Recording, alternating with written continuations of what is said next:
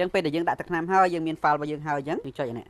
ឬទីចឹងយើងអាច print បានហើយពេលដែលយើងចាប់បាន print កង់នេះយើងដាក់លើអីវ៉ាន់ដែលយើងចង់ print មកដាក់ហើយយើងអូសទៅមុខណាហេហ្នឹង print លើឈើចង់ print លើกระดาษក៏បានហេ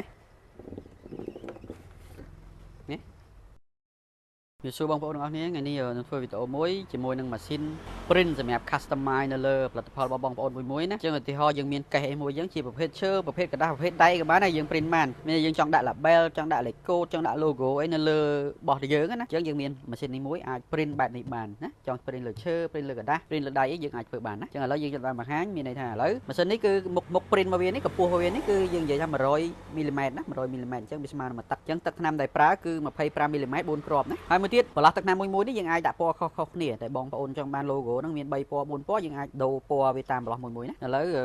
បើកឲ្យភ្លើងចូលហើយខាងលើនេះគឺកន្លែងដាក់ទឹកថ្នាំចឹងបើសិនជាបងប្អូនប្រើតែ print តូចៗណាយើងអាចដាក់ទឹកថ្នាំមួយគ្រាប់ក្រោមនេះក៏បានណាតែបើយើង print អស់គឺយើងទឹកដាក់ថ្នាំ4គ្រាប់ណាចឹងពេលដាក់ទឹកថ្នាំបងប្អូនមើលមុខនេះវាស្មើមួយខាងមុខនេះណា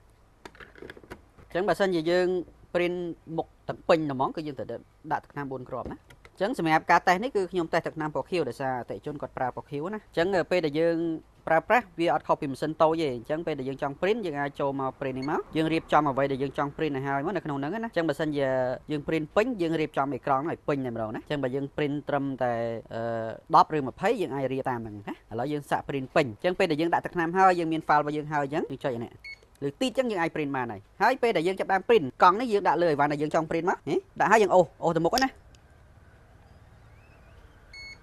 ហេហ្នឹង print លើឈើយើងចង់ print លើกระดาษក៏បាន